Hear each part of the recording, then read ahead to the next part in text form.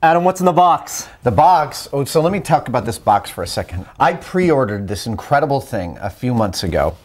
Totally forgot that I'd pre-ordered it until it arrived in the mail a couple of weeks ago. That's the best experience. It is totally the best experience. And this object that is in this box exceeded all of my expectations for coolness. Like what I saw in the videos and the promise of it, and what caused me to spend a lot of money to pre-order it, and it's even more now that it's past pre-order stage. It exceeded all my expectations, and it was very exciting. So I played around with it for a few days. I was finding that it's so delicate that I needed a way to cart it around. So I built this box. And it's gorgeous. I built it. This is. I've gotten good enough, man, that this actually took me about 3.5 hours from start to finish. It's only a half-day build. It was crazy how it went all together. But this is my delivery device for what is, I guess we should call, the Robugtix Spider. Robugtix. Robugtix. T8X Spider.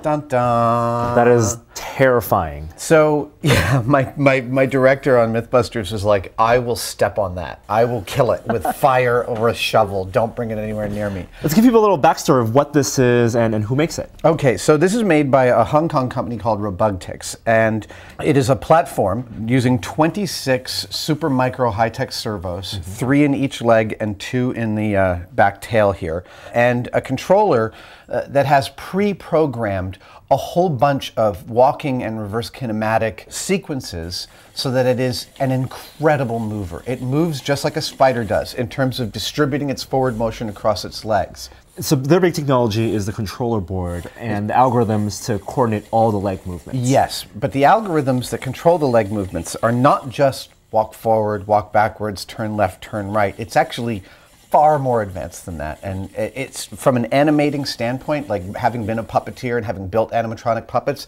this thing blows everything I've ever seen out of the water. And that's because they actually use 3 motors per leg. Yeah. A lot of robot spiders that people build simplify that, use 3 motors for maybe the entire body, and then link them all together. And these guys actually make a hexapod that is much simpler in terms of a walking platform, 3 and 3 and 3 and 3. This is kind of their flagship right now. It's just being delivered, so I got mine just before Halloween in the first run. It's amazing that they announced it as basically a prototype. Yeah. And said, you know, if you want to get in on this, we can deliver it to you, like you said, by Halloween, but it's all 3D printed parts. It's all 3D printed parts, so the entire thing weighs 300 grams. It is really 10 ounces, incredibly, incredibly light. In fact, one of the heaviest things is this switch here up front, which isn't really a switch, it's just a glowing blue light that acts as the eye. And it's, I mean, I totally get the aesthetics. Like I said, I broke it very quickly after receiving it. I hooked a battery up backwards and fried its motherboard, so I had to send it back to Hong Kong. They fixed it immediately and sent it right back to me. And then I made another mistake when I got it, and if you get one of these, please note, I built this entire case and this workstation because of how delicate this spider is. So it's being supported. It's being supported so that I can work on it. But here's what I did. Here's the mistake I made. I put it on the ground and then push start, which is so much stress on the servos. I actually stripped teeth off the servo gears. Now the servos that it takes, again, I'm delaying the start just so we can get some discussion out of the way. The servos that it takes are these super micro high-tech servos. They don't make these in all Metal Gear versions. Now, Robugtix guys were telling me that they're planning on another platform that uses custom servos of theirs, so it's going to be more robust. But these servos are so light that even twisting this really hard, you can strip the gears right away. They're not that expensive. They're about $20 a piece, so I replaced 3 of them. And there is a tuning video that they just sent me, and I haven't had time to use it. So one of the legs is ever so slightly out of the correct alignment, but it still works beautifully. There's a lot of calibration. A ton of calibration. When you mean alignment, it's because the board knows the leg is going to be in a certain place. It expects them to be in a specific place. So actually, when I had two of the servos out of alignment, its bottom would droop as it walked because you'd get this sort of accretion of error. At this point, I've got it up and running, I'd say about 90%, and you're not going to notice it's freaking gorgeous. Okay, so here we go. I'm going to put a little controller. This is the controller board. So it has these 4 joysticks. One is for walking. This is for looking up. looking down and looking side to side, so it moves the body. This is for actually moving the legs side to side, not just the head like that. And each of these, you can click it and change some of the functionality. For instance, you can click the forward walking and make it crab sideways.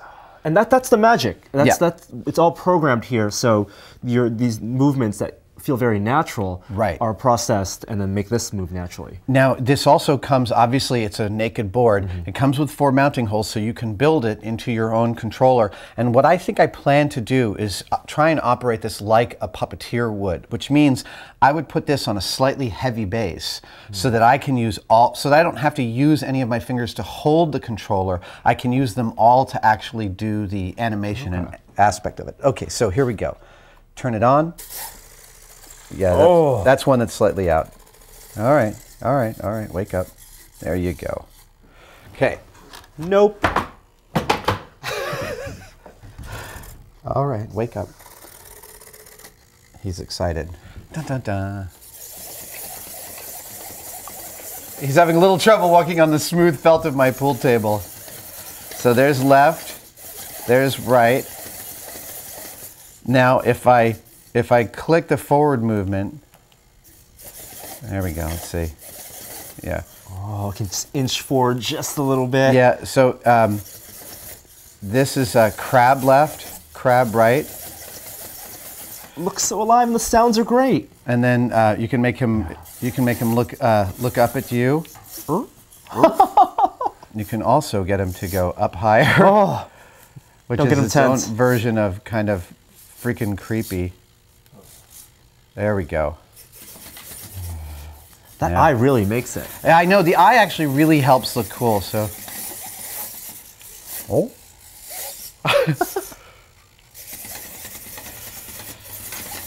This thing is, I mean, it's so beautiful. I love even the clicking and the clacking. The legs are incredibly light. I love this algorithm that they built in that has it check each of its legs every time it stops walking and kind of resets itself. That feels very biological to me.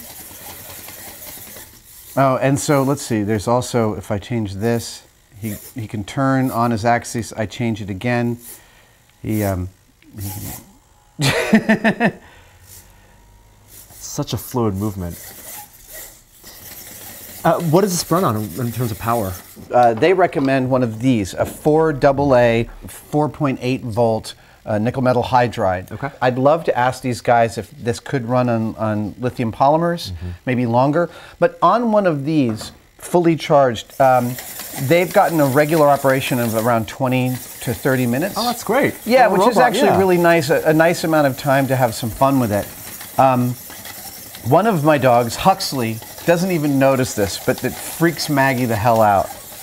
And these guys, Robugtics, they built this as a platform for their board, so they're going to release other products with that board in the future. Exactly. And I mean, just to really be clear, the amount of real math and intense understanding of the way animals and insects move that's built into this is super intelligent. There hasn't been another thing that's this advanced, I don't think. You know, that's outside of a university robotics lab. Absolutely. The cool thing is that they're also this is the 3D printed version, and they're planning an injection molded plastic version. Cheaper, oh, really? Still has a 26 motors, and it's going to be like $500. I swear I'm going to buy every product they make. This is, you know, buying stuff the kind of like with the sort of impulse buying that I do is often a lesson and an exercise in disappointment. And I have to say I was a little bit like nonplussed when I fried 3 of the servos just turning it on by not paying attention. But you know, these guys also released it without a manual, and the community of knowledge about this is building right now. So actually one of the things that I'm starting to do is make notes about its operations so that I don't forget things and you really understand how to make it. You'll be sharing those troubleshooting skills back with that community. Yeah, I absolutely want to, because this is, look at this thing, man. This is like everything I ever wanted out of a remote control toy when I was a kid, or like right now.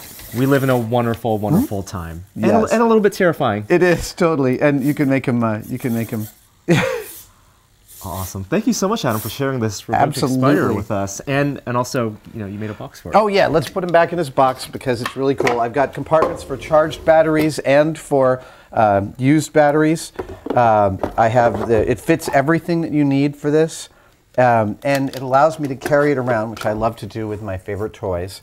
And it allows you to work on it without damaging or harming it. So it goes in a very specific... Oh, let's get that cord out of the way. 1, and 2, and 3, and 4, and Bob's your uncle. I'm not going to be selling these. This is the only one, but if you'd like to build it off of these plans, I'm happy to take some pictures with measurements as to how this got made. Awesome. And you'll find all of that stuff on our site, tested.com. Subscribe to our YouTube channel. We'll have more awesome stuff here from the Cave in the Future. Thanks for watching. Thank you. Bye.